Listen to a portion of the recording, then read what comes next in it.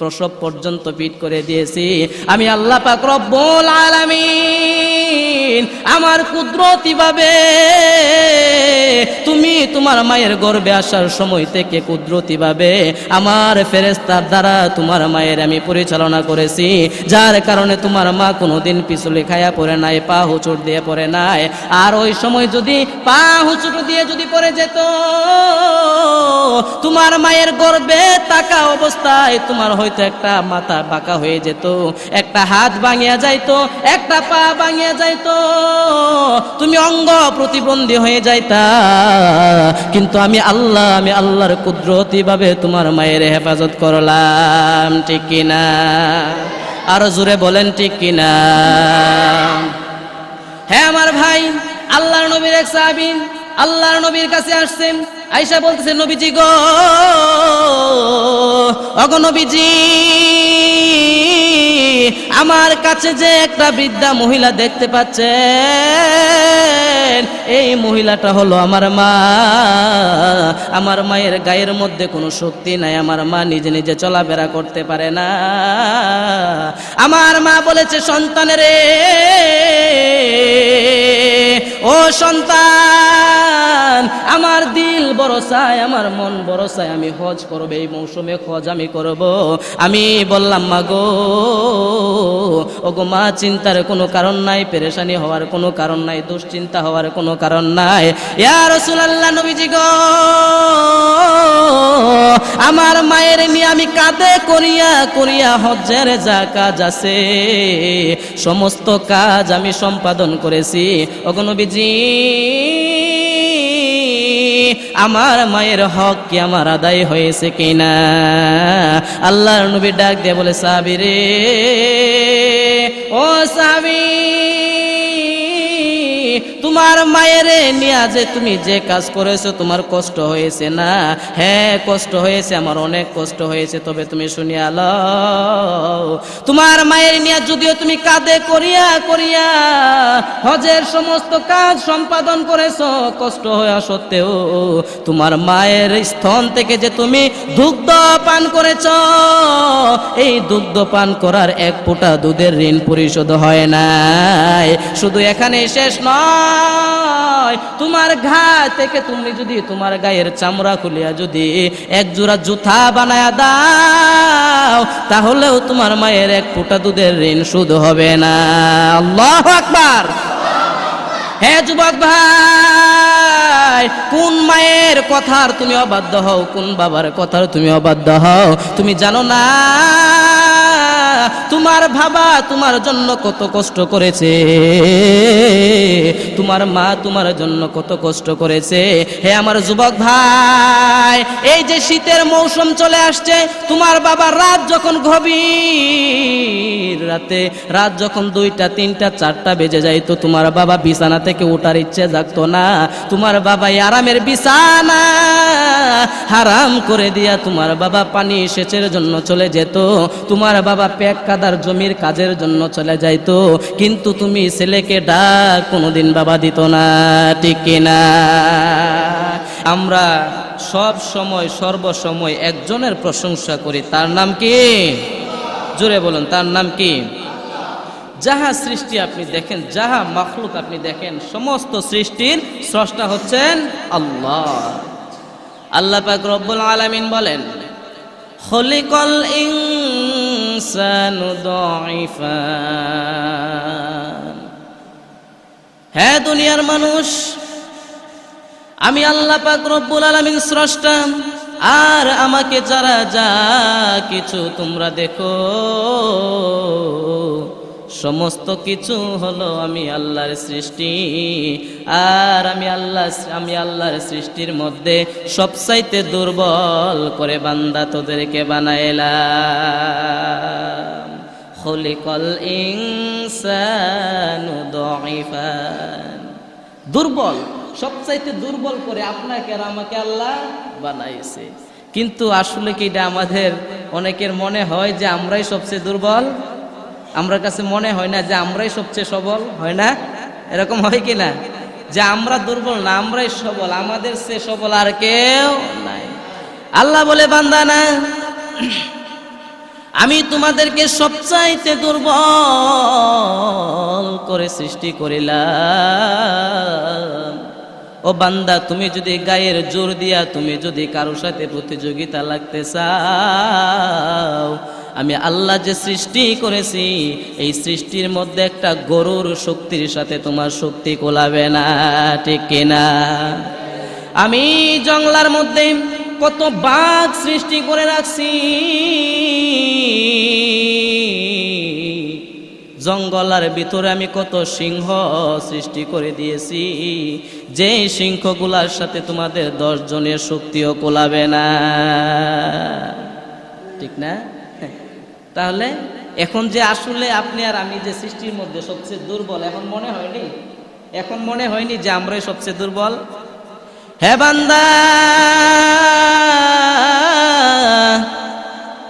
একটা রাখাল তুমি 2টা মহিষ নিয়ে রাখাল মাঠের মধ্যে চাষ চড়াও, তুমি 2টা মহিষের ড্রাইভারি তুমি করো। এই 2টা মহিষ তোমাকে যদি একটা লাথি দেয় তুমি নিঃশেষ হয়ে যাবা। এই 2টা মহিষ যদি মিলে একত্রিত হয়ে যদি তোমাকে আক্রমণ করা শুরু করে, দুনিয়া থেকে বিদায় করে দেয়া সম্ভব। হে বান্দা, যাহা সৃষ্টি দেখো,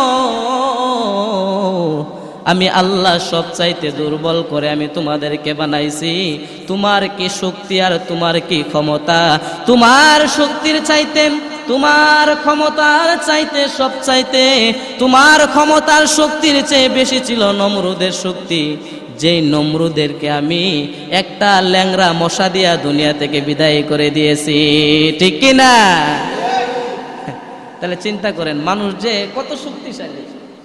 আল্লাহর সৃষ্টির এক মশা, ল্যাংড়া মশা দিয়া এমন কুখ্যাত, এমন টেররিস্ট নমরুদকে আল্লাহ দুনিয়া থেকে বিদায় করে দিয়েছে। সুবহানাল্লাহ। হে বান্দা, মানুষকে আমি দুর্বল করে সৃষ্টি করেছি। এই মানুষের মধ্যে আমি 2 ভাবে বিভক্ত করে মানুষের মধ্যে 2টা ক্যাটাগরি আমি করেছি। একটা ক্যাটাগরি হলো তোমরা হচ্ছে নারী, আর একটা ক্যাটাগরি হলো তোমরা হলা পুরুষ, ঠিক কিনা? একটা হচ্ছে নারী আর একটা হচ্ছে পুরুষ। মানুষকে আমি দুর্বল করে সৃষ্টি করেছি। খুলিকাল ইনসানু দাঈফান, আমি মানুষকে দুর্বল করে সৃষ্টি করেছি। তার মধ্যে আবার নারী এবং নর এবং নারী পুরুষের মধ্যে আমি আরো দুর্বল করে সৃষ্টি করেছি মহিলাদেরকে, ঠিক কিনা? আল্লাহর নবী রাহমাতাল লিল আলামিন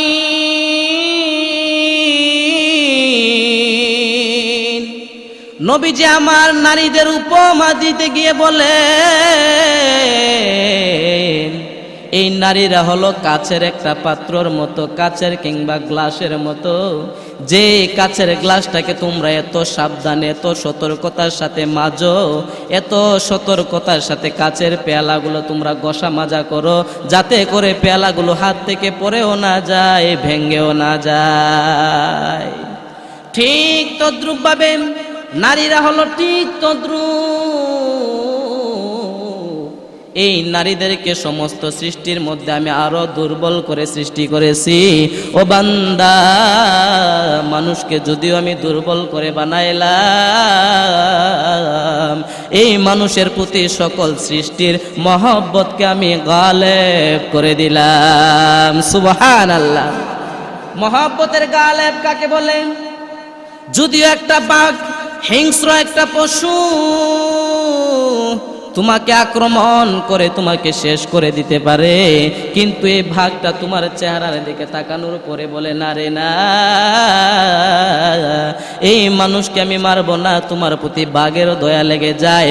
যাহা সৃষ্টি আছে তোমাদের চাইতে শক্তি ধরো, যাহা যাহা সৃষ্টিগুলা আছে সমস্ত সৃষ্টিগুলার মহব্বতকে আমি তোমাদের প্রতি গালেব করে দিলাম আর খাস করে দিলাম, ঠিক কিনা? নাহলে দেখেন, আপনি চেষ্টা করে একটু লক্ষ্য করে দেখুন, একটা বাঘের আক্রমণে যদি আপনি পড়েন, বাঁচা সম্ভব? সম্ভব না। একটা বাঘের আক্রমণে পড়লে বাঁচা সম্ভব না। কিন্তু প্রায় সময় দেখা যায় বাঘও মানুষের এই বাঘের খপ্পর থেকে, বাঘের আক্রমণ থেকে মানুষ বেঁচে যায়। কারণ কি? এই বাঘের প্রতি, এই মানুষের প্রতি আল্লাহ বাঘের মোহব্বতকে গালেব করে দিয়েছে। সুবহানাল্লাহ। হ্যাঁ ভাই, যা বলতেছিলাম, খুলিকাল ইনসানু দাঈফান, সমস্ত সৃষ্টির মধ্যে আমি মানুষকে দুর্বল করে বানাইলাম, আর তার মধ্যে আমি প্রত্যেকটা নারীকে আরো দুর্বল করে বানাইছি, তার মধ্যে আমি প্রত্যেকটা মায়ের হৃদয়কে আরো দুর্বল করে বানাইছি। সুবহানাল্লাহ, ঠিক কি না? মায়ের মন সবচেয়ে নরম না আমার ভাইরা? মায়ের মন সবচাইতে নরম। আপনি আর আমি সুস্থতার অসুস্থতার খোঁজ খবর যদি নিতে হয়, টেলিভিশনের প্রয়োজন হয়, চিঠির প্রয়োজন হয়, কিন্তু মা, আমার আপনার মায়ের দিলের সাথে, মায়ের এই বডির সাথে এমন একটা সেন্সর আমার আল্লাহ লাগাই দিয়েছেন, এমন একটা সেন্সর লাগাই দিয়েছেন, কখন সন্তানের কি হয় আমার মা জাগাই তাইকাই সেন্সরের মধ্যে বাড়ি দেয়, ঠিক কিনা? বিদেশে বিপাকে যদি সন্তান মারা যায়, বলেন বিদেশে বিপাকে যদি সন্তান মারা যায়, পশু পাখি না জানিতে জানে আমরার মায়, পশু পাখি না জানিতে জানে আমরার মা, ঠিক না? ঠিক। যেমন করে আপনি দেখুন, আমরা যখন মায়ের সাথে ফোনে কথা বলি, কথাটা যদি একটু বাইজা বাইজা আসে, আম্মা জিজ্ঞাসা করে, বাবা তুমি কি অসুস্থ? আসলে প্রায় সময় অসুস্থ থাকি। যেদিন এই কথাটা আস্তে আস্তে বলি বা কথাটা একটু অন্যরকম, ভিন্ন ভিন্ন সাউন্ড মনে হয়, মা জিজ্ঞাসা করে, বাবা রে পুত্রী শরীরটা কি বালা না?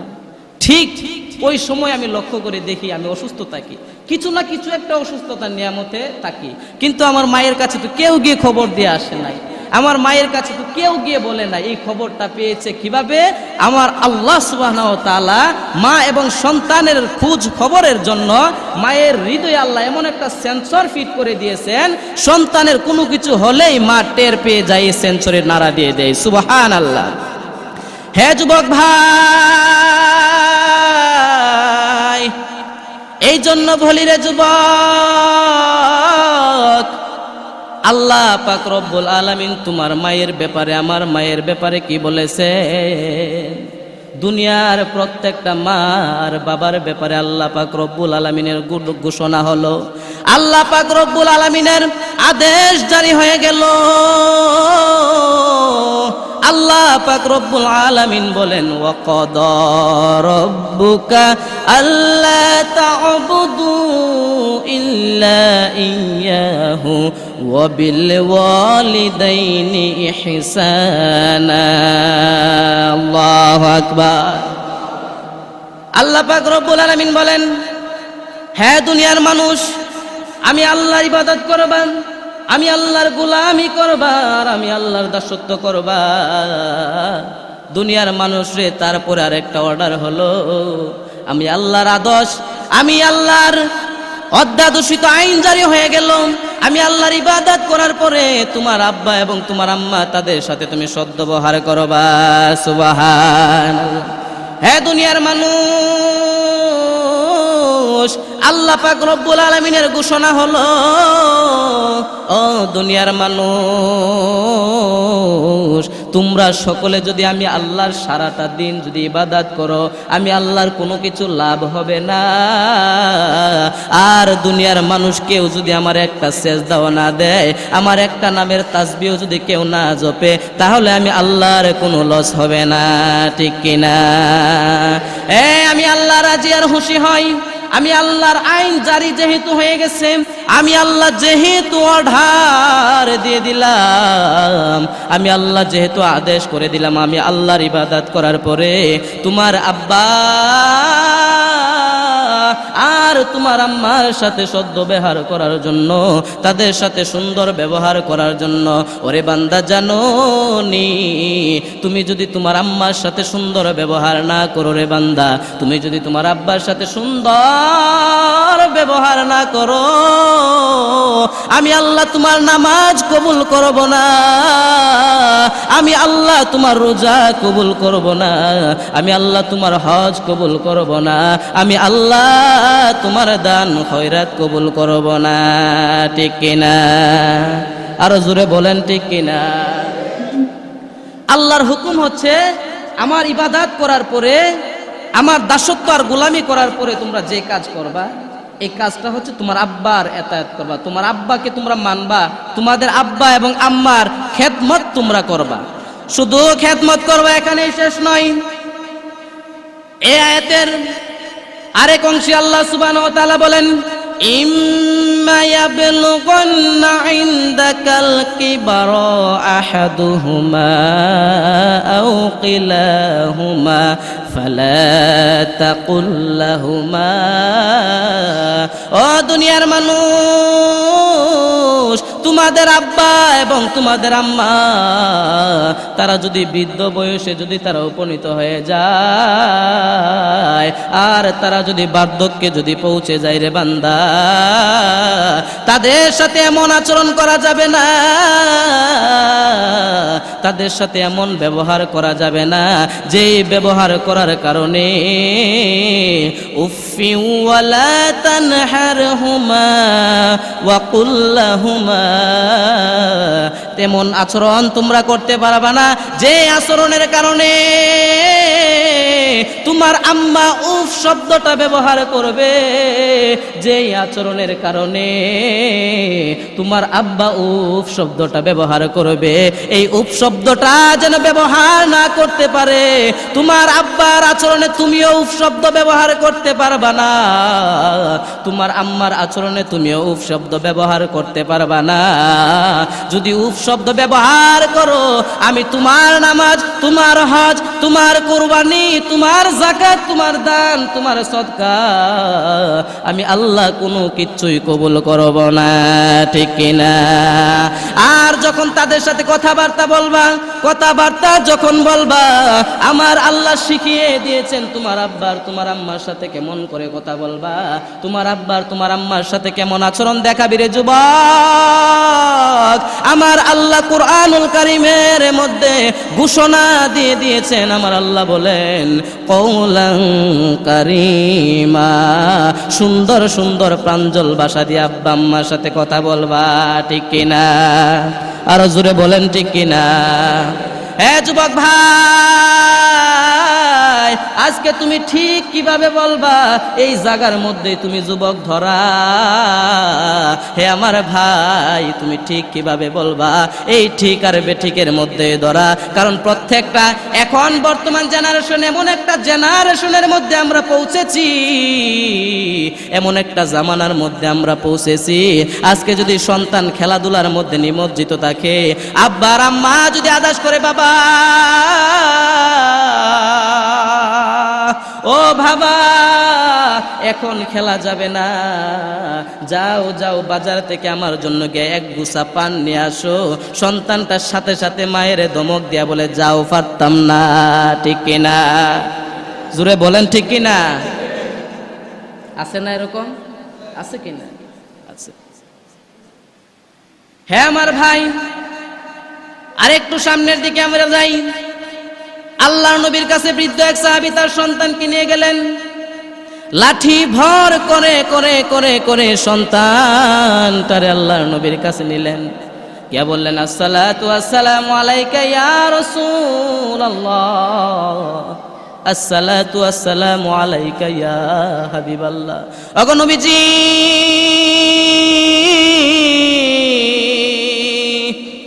আমার বয়স বার্ধক্যে চলে গেছে, আমি নিজে নিজে ভর করে চলতে পারেন না, লাঠি ভর করে করে চলতে হয়। আমার গোসলের অসুবিধা হয়, আমার প্রস্রাব পায়খানায় অসুবিধা হয়।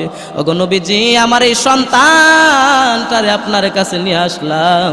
আমার সন্তানটারে আমি যখন বলি বাবারে আমার গোসলের অসুবিধা হয় সাহায্য করো, আমার প্রস্রাব পায়খানায় অসুবিধা হয় সাহায্য করো, আমার এই সন্তানটা আমাকে বিরক্তি সূচক কষ্ট সূচক শব্দ শোনায়া দেয়। বলেন নাউজুবিল্লাহ।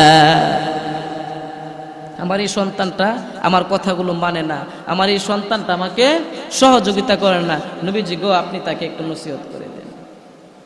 ডাক দিয়ে বলে, হ্যাঁ বালক, তুমি তোমার আম্মার, তুমি তোমার বাবার খেদমত করবা। ওরে যুবক, তোমার কপাল বড় ভালো রে যুবক। ওরে যুবক, তোমার নসিব বড় ভালো। দুনিয়াতে আইসা তুমি বাবাকেও পেয়েছো, দুনিয়াতে আইসা মাকেও তুমি পেয়েছো,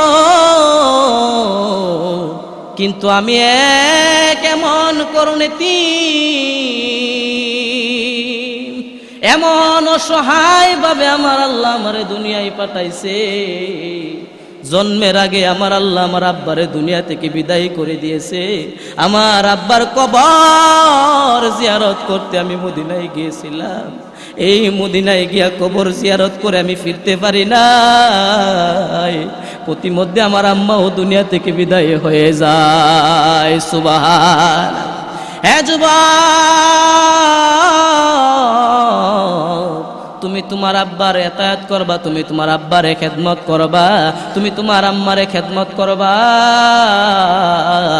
এই বালকের মা ডাক দিয়ে বলেন, ইয়া রাসূলুল্লাহ, ইয়া হাবিবাল্লাহ, ওগো আল্লাহর নবী,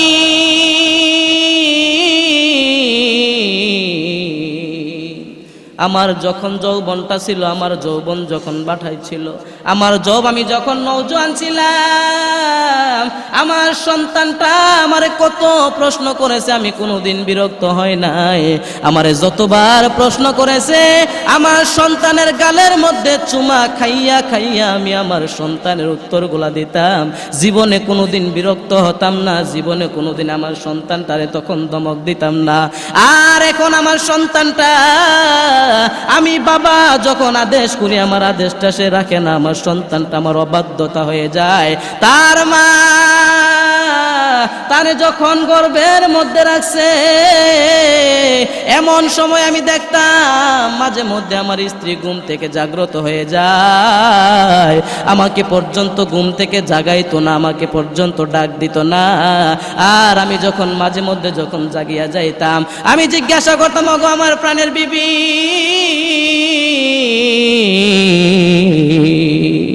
কেন গো তুমি ঘুম থেকে কেন উঠে গেলা? বিবি কোনো কিছু বলে না, আর বলে স্বামী গো আমার ভালো লাগে না, আমার জানি কেমন কেমন লাগতেছে, অশান্তি অশান্তি লাগতেছে।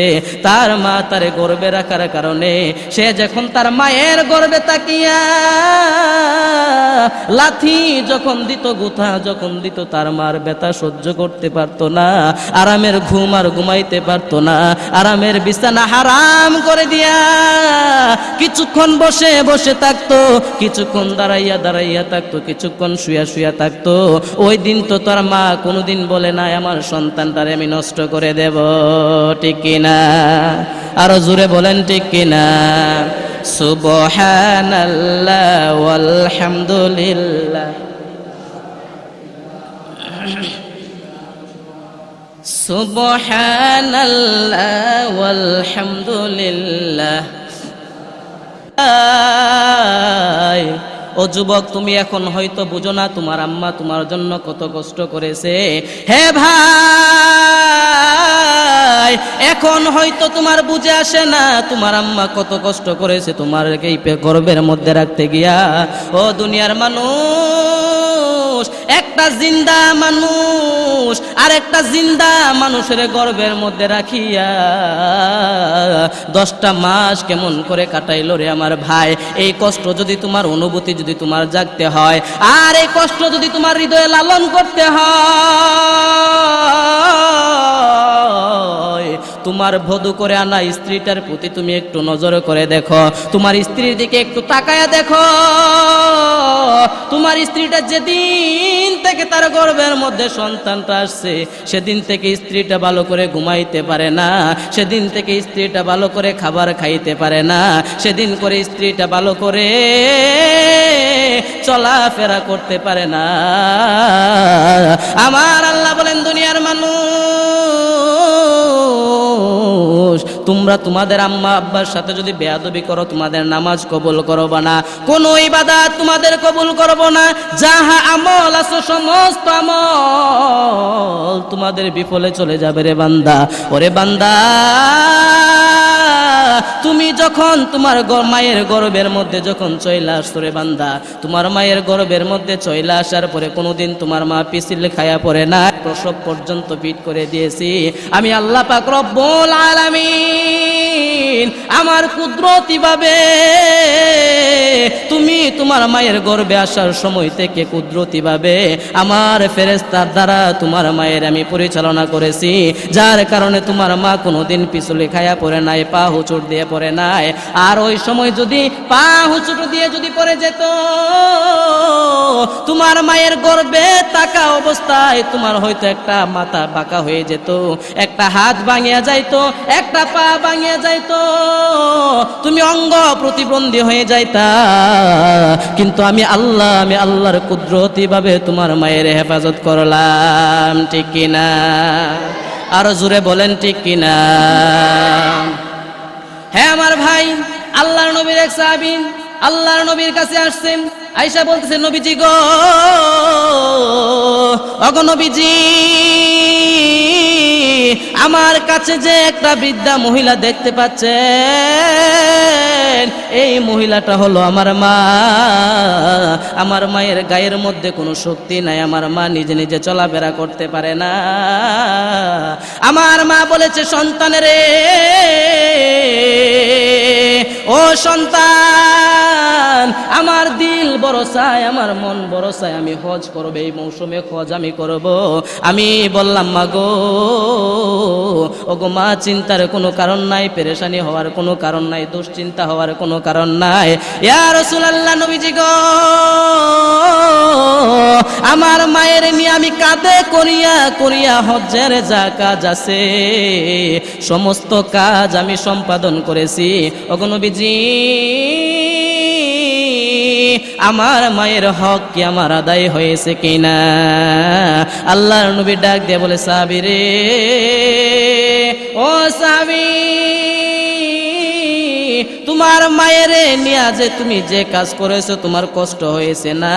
হ্যাঁ, কষ্ট হয়েছে, আমার অনেক কষ্ট হয়েছে, তবে তুমি শুনিয়া লও, তোমার মায়ের নিয়ে যদিও তুমি কাঁধে করিয়া করিয়া হজের সমস্ত কাজ সম্পাদন করেছো, কষ্ট হওয়া সত্ত্বেও তোমার মায়ের স্তন থেকে যে তুমি দুগ্ধ পান করেছো, এই দুগ্ধ পান করার এক ফোঁটা দুধের ঋণ পরিশোধ হয় নাই।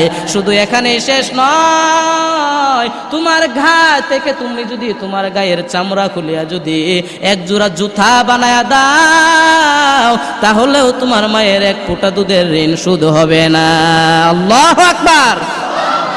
হ্যাঁ যুবক ভাই, কোন মায়ের কথার তুমি অবাধ্য হও, কোন বাবার কথার তুমি অবাধ্য হও, তুমি জানো না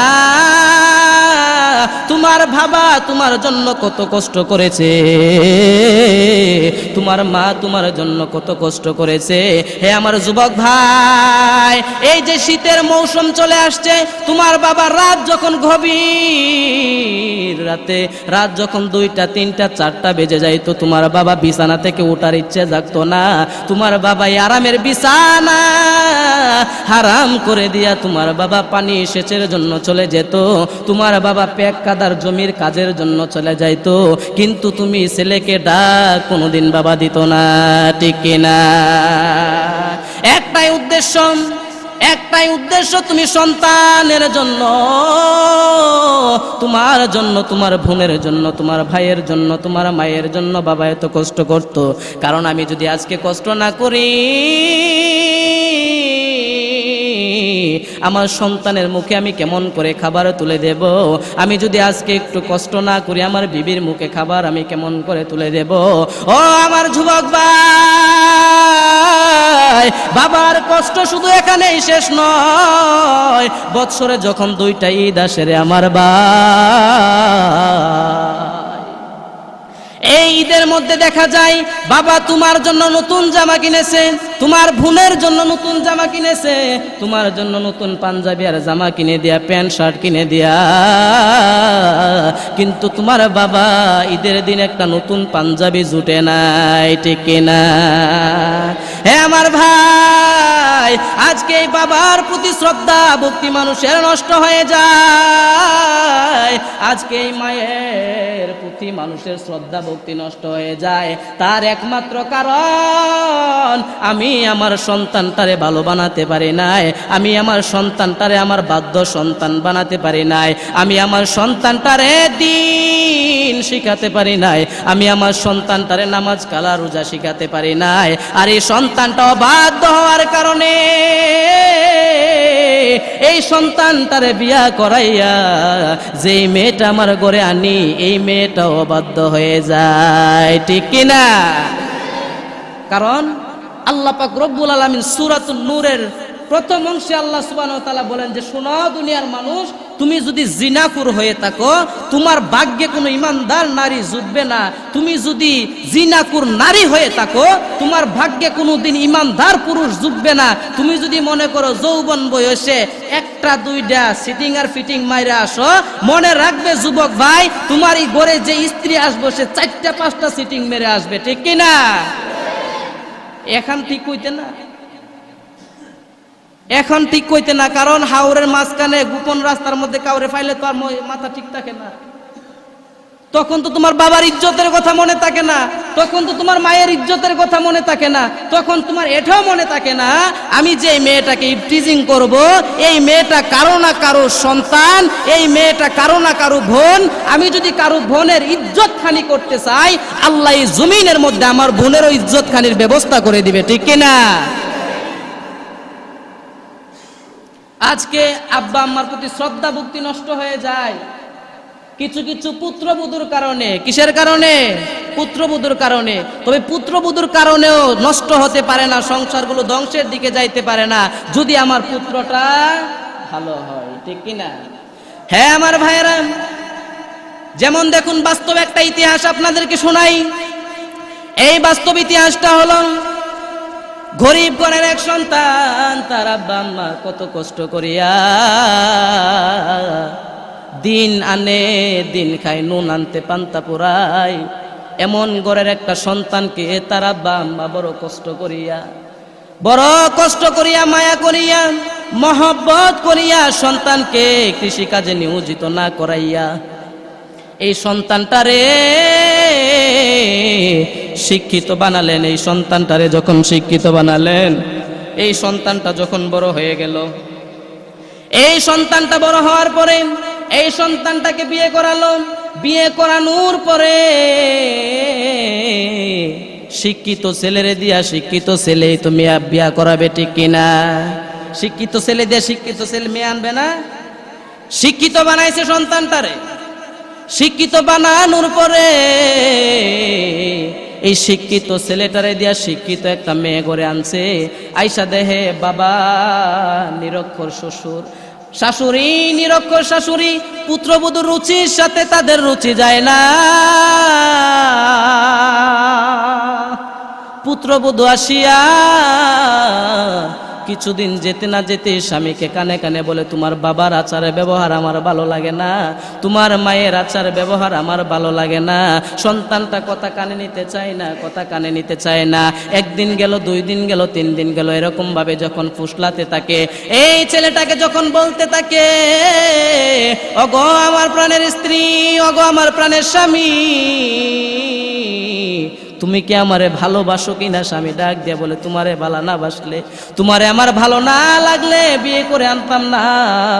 তোমারে আমি ভালোবাসি, জানের চেয়ে বেশি ভালোবাসি, তুমি আমার জানের জান, পরাণের পরাণ। কয় কিনা? ছুড়ে বলেন, কয় কিনা? তুমি আমার জানের জান, পরাণের পরাণ। তোর মা কি? এই তোর মা কি? তোর এই 2 দিন হয়েছে না একটা মেয়ে ঘরে আনছস, এটা যদি জানের জান ফরানের ফরান হয়ে জায়গা, তোর মাটা কি? হ্যাঁ, বোঝা যায় যে এই স্ত্রীর গর্ভ থাইকে ওই 10 মাস 10 দিন কাটায় জমিনের আলো দেখ। নয়তো এই কথা সে বলতো না, আর নয়তো এই কথাটা সে বলতো না, তুমি আমার জানের জান ফরানের ফরান। মায়ের কাছে গিয়ে বলতো, মা গো মা, আম্মা জান তুমি আমার জানের জান ফরানের ফরান। মায়ের কাছে গিয়ে বলতে, স্ত্রীর কাছে বলে কেন? এরকম ভাবে যখন বলতে থাকে, এই সন্তানটা সুন্দরী রূপসী সুদর্শন এক নারী, তার স্ত্রীর কথা শুনতে শুনতে শুনতে শুনতে স্ত্রীটার প্রেমে মাতোয়ারা হইয়া এই আব্বা আম্মাকে সারিয়া এই সন্তানটা শ্বশুর বাড়ি যাওয়ার ব্যবস্থা হয়ে গেল। আইসা আব্বার কাছে আর আম্মার কাছে বিদায় নেয়, মাগো ওগো মা, আমি আর এই বাড়ির মধ্যে থাকবো না, তবে গো মা তোমাদের যাহা যাহা লাগে আমি তোমাদেরকে তা দেব, তবে আমি এই বাড়ির মধ্যে থাকবো না। আমার বাবা যদি আইসে আমার বাবার কাছে তুমি বলিও আমি আমার স্ত্রীকে নিয়ে আমার শ্বশুর বাড়িতে চলে যাই। আছে কিনা? আছে কিনা? বাবার কাছ থেকে বইলা যাওয়ার সময় তার নাই। আব্বা যদি আসে আপনি বললেন যে আমি চলে যাইতেছি, কারণ মা আর বাপ তো যত নির্দয় হোক তাদের কাছে ডাইরেক্টলি বলতে পারে না তোমরা রে ফালাইয়া তুইয়া আমি আমার শ্বশুর বাড়িতে বউলিয়া যাইতেছি। ডাইরেক্টলি তো আর বলা যায় না, বলা যায় না।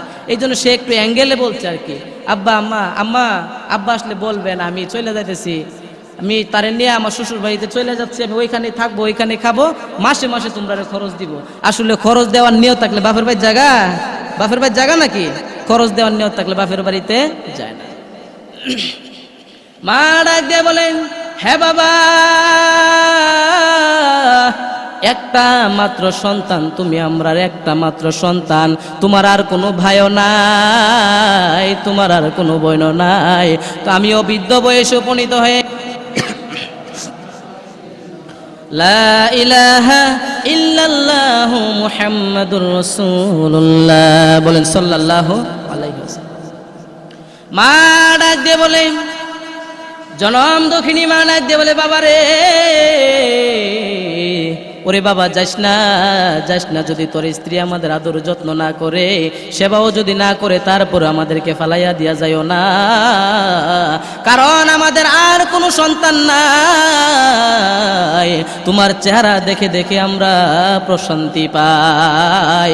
ও ভাবা না যাইও না, কিন্তু পাষাণ স্ত্রীর কোনো দয়া লাগে না, তার স্ত্রীর কোনো দয়া লাগে না, স্ত্রীর কোনো মায়া লাগে না।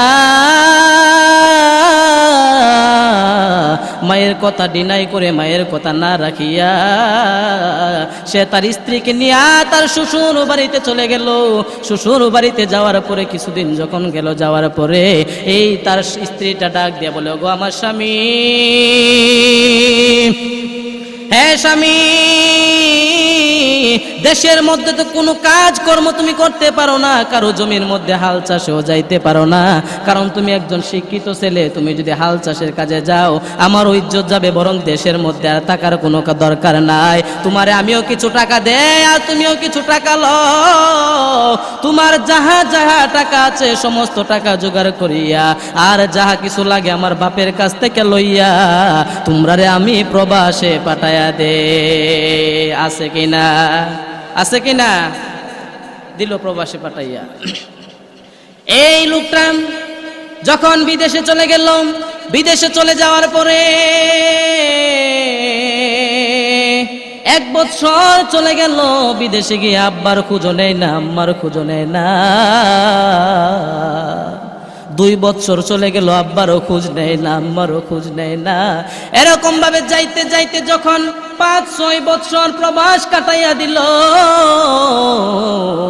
শ্বশুরের সাথে কথা বলে, শাশুড়ির সাথে কথা বলে, স্ত্রীর সাথে কথা বলে, কিন্তু মায়ের সাথে কোনো যোগাযোগ করে না, বাবার সাথেও কোনো যোগাযোগ করে না। এমন একটা অবস্থায় বিদেশ থেকে তার খবর আসলো, অসুস্থ যখন হয়ে গেল, বিদেশ জীবনে প্রবাস জীবনে অসুস্থ দেখা দিল। ডাক্তারের কাছে গিয়া যখন চিকিৎসা করলো আর পরামর্শ নিল, পরীক্ষা যখন করলো, তার বড় ধরনের একটা আযাব আমার আল্লাহ দিয়ে দিল। আল্লাহ একটা আযাবের মধ্যে তারে ফালাইলো। কারণ কিছু কিছু পাপের মাসুল আল্লাহ দুনিয়াতে দেয়, দুনিয়াতে না দিয়ে আল্লাহ তারে জমিন থেকে বিদায় করে না। এই মানুষের জন্য, শিক্ষার জন্য, এই তাদের এই আযাব থেকে, গজব থেকে মানুষকে শিক্ষা দেওয়ার জন্য তার একটা আযাব চলে আসলো। তার বড় ধরনের একটা রোগ হলো। তার স্ত্রীর কাছে ফোন দিছে, ওগো স্ত্রী, আমার তো এই সমস্যা, আমি এমন এমন রোগে আছি, এমন আযাবের মধ্যে আমি আছি, এমন কষ্টে আমি আছি। স্ত্রী বলল, ঠিক আছে, তাহলে আপনি বাড়িতে চলে আসেন। কোথায় চলে আসেন? বাড়িতে চলে আসেন। আর এই স্বামী বিদেশে থাকা অবস্থায় যাহা টাকা পয়সা রুজি করতাম, যাহা যাহা আছে সমস্ত কিছু তার স্ত্রীর অ্যাকাউন্টের মধ্যে জমা করে দিছে। বিদেশ থেকে আসবে, স্ত্রীকে বলে, ওগো আমার প্রিয়ংবদী স্ত্রী, এই মুহূর্তে যদি আমি বিদেশ থেকে দেশের মধ্যে চলে আসতে হয়, আমার কাছে টিকিট কাটার মতো টাকা পর্যন্ত আমার কাছে নাই, তুমি কিছু টাকা দিয়ে আমারে সাহায্য করো, আমি যেন বাংলাদেশের মধ্যে আসতে পারি। এই স্ত্রী ডাক দিয়ে বলে, না না না, দেওয়া যাবে না, দেশ থেকে বিদেশের মধ্যে টাকা পাঠানো যাবে না, প্রয়োজন বোধে তুমি আরো একটা মাস পরে আসো, তারপরে টিকেটের টাকা কামাই করে তুমি ওইখান থেকে আসো, বাড়ি থেকে অ্যাকাউন্ট ভাঙিয়া টাকা দেওয়া যাবে না। আছে কিনা? আছে কিনা? স্বামীর দিলের মধ্যে নাড়া দিল।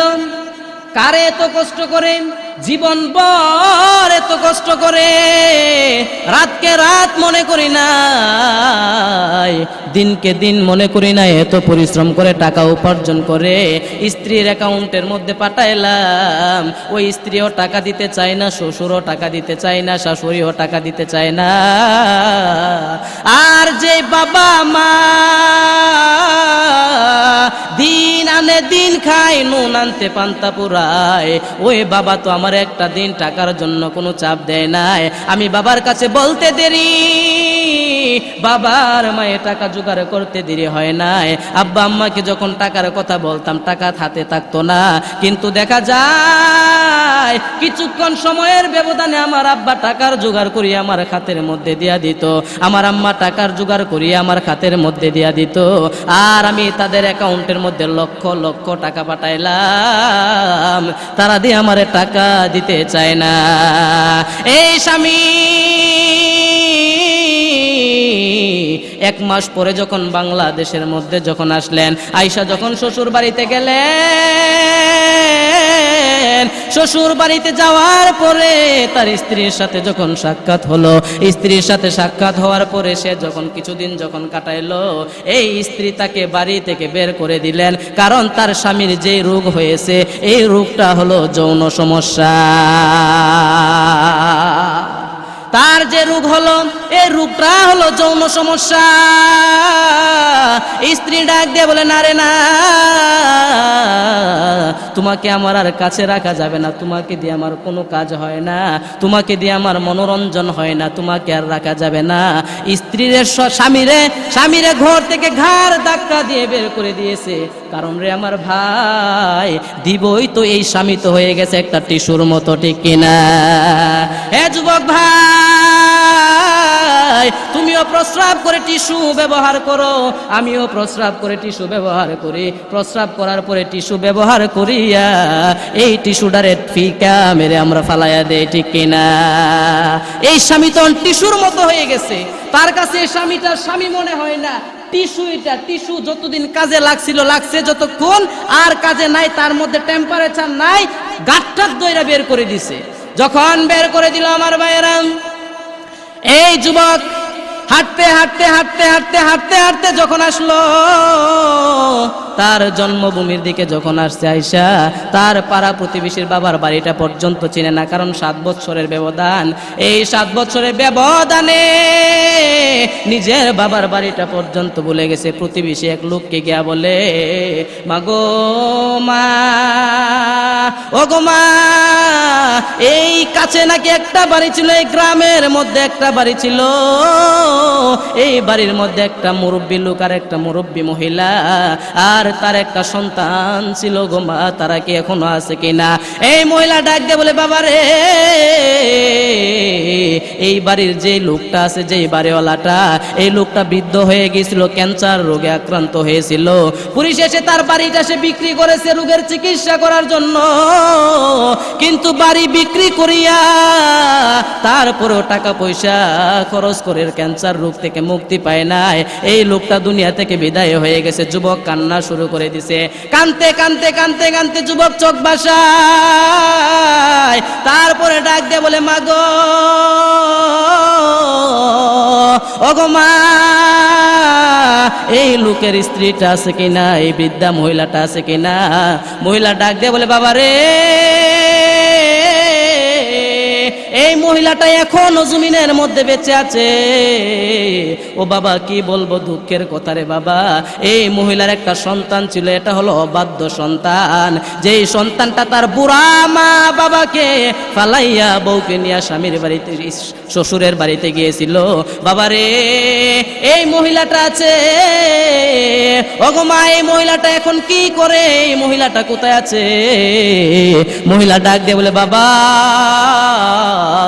এই মহিলাটা দুইটা চক্ষু অন্ধ হয়ে গেছে। তার সন্তানের জন্য কাঁদতে কাঁদতে কাঁদতে কাঁদতে দুইটা চক্ষু অন্ধ হয়ে গেছে। এই যুবক কাঁদতে কাঁদতে কাঁদতে কাঁদতে হয়রান হয়ে যায়। এই যুবক নিজের পরিচয় দেয় না যে এই যুবক হচ্ছে ওই অবাধ্য সন্তান, কারণ পরিচয় যদি দেয় এই মহিলার হাতের জাডার বাড়ি হবে কিনা, হবে কিনা? এই মহিলা যখন তাদের পরিচয় দিয়ে দিল, যুবক কানতে কানতে কানতে কানতে হয়রান হয়ে গেল। আর ডাক দিয়ে বলে, বাবা রে, যদি এই মহিলার সন্তান তুমি চাও তাহলে এই বাড়িটার মধ্যে যাও।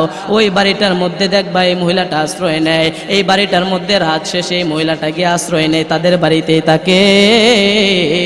এই যুবকটা এই বাড়ির মধ্যে গিয়া বেড়ার আজগির মধ্যে দাঁড়াইয়া, বেড়ার ওই পাশে দাঁড়াইয়া যুবকটা গিয়া দেখে তার মা দুইটা হাত তুইলা দোয়া করতেছে আল্লাহর কাছে। যাই না মাঝের মধ্যে বসিয়া আল্লাহর কাছে দোয়া করে, মালিক, একটা মাত্র সন্তান তুমি দান করেছিল গো আল্লাহ, আয় আল্লাহ, সন্তানটা আমরা রে ফালাইয়া এই সন্তানটা শ্বশুর বাড়িতে চলে গেছে গো আল্লাহ। ওগো মালিক, তার বাবা জমিনে বেঁচে ছিল, তার বাবাও দুনিয়া থেকে বিদায় হয়ে গেছে গো আল্লাহ। ওগো আল্লাহ, আমার স্বামী যখন মারা গেল, আত্মীয় স্বজনেরা আমার স্বামীর লাশটা ধোয়াইছে, তাদেরকে কবরের মধ্যে নিচে হাঁটিয়া দিয়া নিয়েছে। ওগো আল্লাহ, এখন তো জমিনের মধ্যে আপন বলতে আমার আর কেউ নাই, আপন বলতে আমার আর কেউ নাই। ওগো আল্লাহ, আমি যদি মারা যাই আমার এই লাশটা কে ধোয়াবে গো আল্লাহ? আমি যদি মারা যাই আমার লাশটা কে কাঁধে করে নেবে গো আল্লাহ? আমি যদি মারা যাই একটা পরপুরুষ আসি আমার লাশটারে কবরের মধ্যে নামাবে। ওগো আল্লাহ, ও আল্লাহ, তোমার কাছে আমি দোয়া করি গো মালিক, আমার সন্তানটারে আবার পরিশেষে তুমি আমার কাছে ফিরাইয়া দাও।